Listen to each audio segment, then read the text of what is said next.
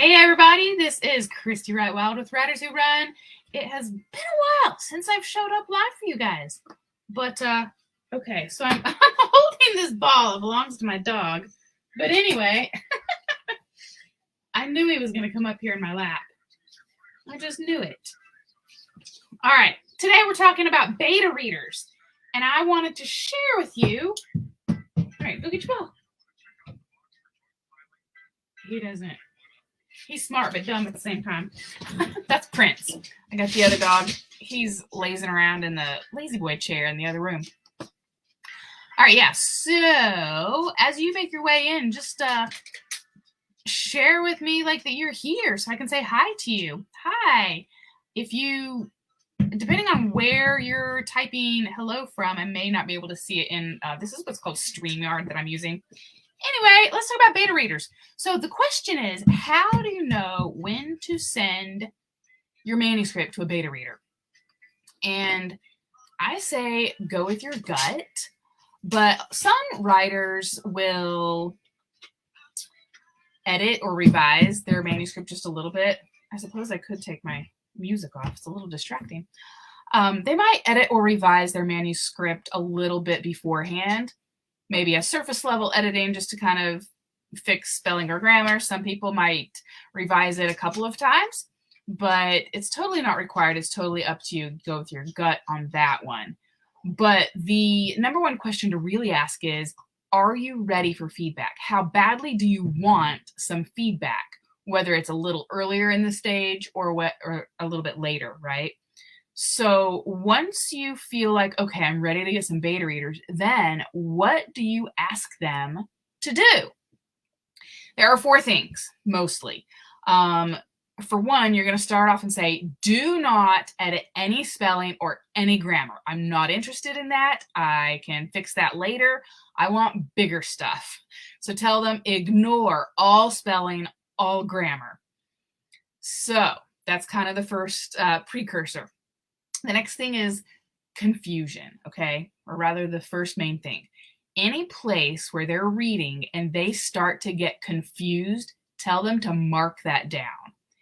And I guess before I do the 4 things, you can do it digitally or physically. So if you print it out and mail it to them, or if they're locally near you, you can give them a written copy, or you can do digital. Either way, whatever you and your beta reader decide and what they want. So digital or physical is perfectly fine, just whatever you guys agree upon to do. Most people, I believe, tend to do it digital because it saves a lot of paper, ink, time, printing it and stuff. And so they can just, like in a Google Doc or whatever you choose, you can get the information digitally, and it's oftentimes faster as well. Okay, so the 4 things, I'm going to label what they are, and then I'll go into each one a little bit. What you want to ask your beta reader to do is note points of confusion, where they might have any questions, if they get bored, and parts where it's believable. Okay, so the 4 parts. Confusion. If your reader is confused, they will stop reading. Like say, I'm not talking about just your beta reader, because your beta readers are people that you either know, they love you, or they're already in your world somehow. Maybe they're a friend, maybe even a family member. They're not writers, they're readers. It's a beta reader. And you want the reader's feedback on where they get confused. So if you have a published book and it's someone who never heard of you before, if they get confused, they may not finish that chapter. They may put the book down and never come back to it.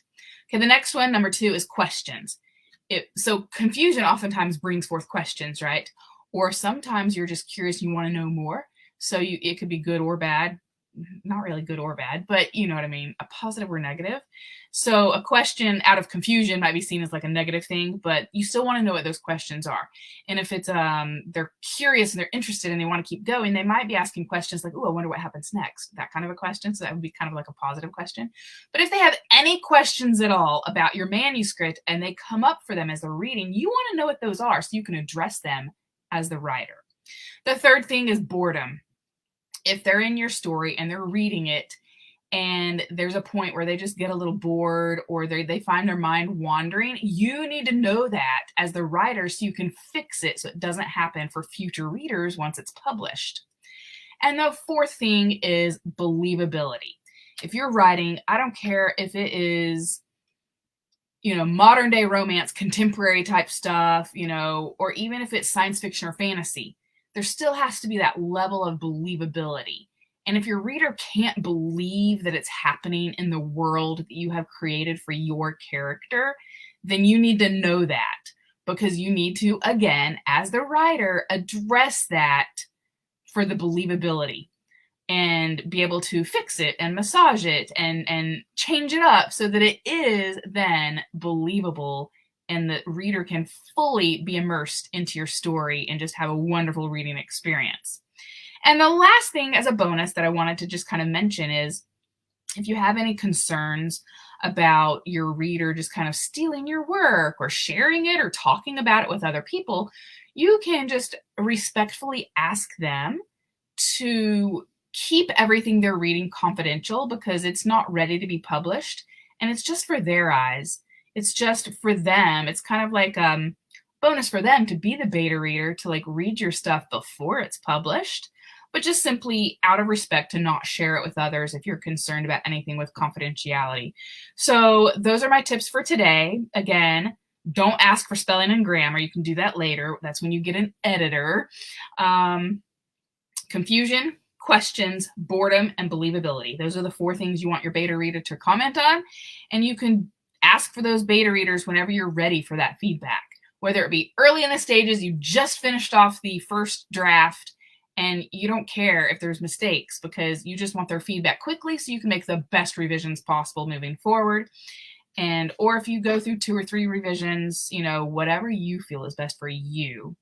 And then, so go forth, continue to write, and I will see you guys next week. I'm going to try to be on here every Tuesday. That's my goal. Every Tuesday. I don't have a set time yet, but the day of the week should be Tuesday.